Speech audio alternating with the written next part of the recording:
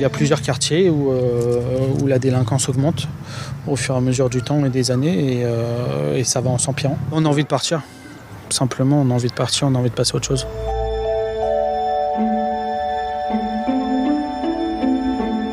On sait que ça peut exploser à n'importe quel moment, quoi. J'adore ma ville, je suis née ici. Mais de plus en plus, j'ai du mal à reconnaître ma vie, j'ai du mal à reconnaître ça vraiment, ça me chagrine tout ça.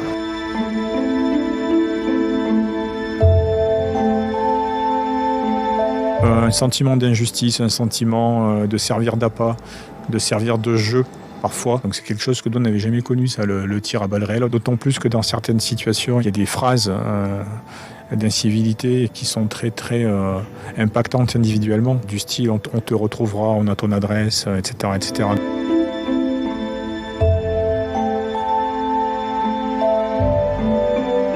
D'un échange, de la compassion, de soutien, il faut maintenant des actes. C'est ce qu'on disait à Monsieur le Ministre. Il faut vraiment, c'est bien de discuter, c'est bien de faire une thérapie de groupe, mais au-delà de ça, il faut y aller, quoi.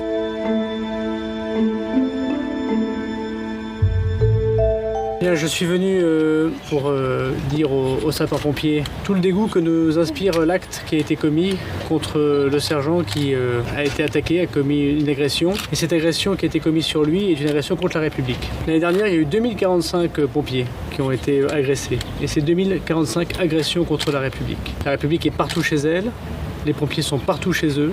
Et ceux qui agressent ces pompiers, qui donnent de leur temps, parfois de leur vie, pour sauver les autres, se mettent en dehors de la République.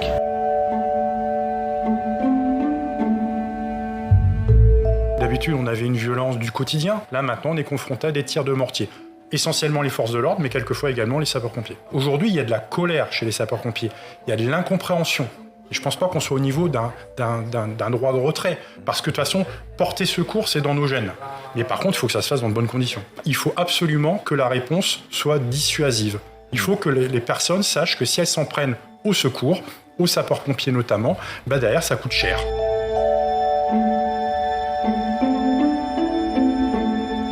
Hier, Gérald Darmanin, le nouveau ministre de l'Intérieur, a donné ce chiffre, 2045 pompiers agressés en 2019, l'année dernière. Le dernier rapport que l'on a sur les agressions remonte à 2018. Cette année-là, plus de 3400 incidents avaient été recensés par l'Observatoire national de la délinquance, en hausse de 21%, donc par rapport à l'année précédente, c'était 2017. On n'a pas de chiffres pour cette année 2020, c'est encore beaucoup trop tôt. On sait juste que dans l'Essonne, on comptait 53 agressions de pompiers au 1er juillet contre 45 l'année dernière à la même époque.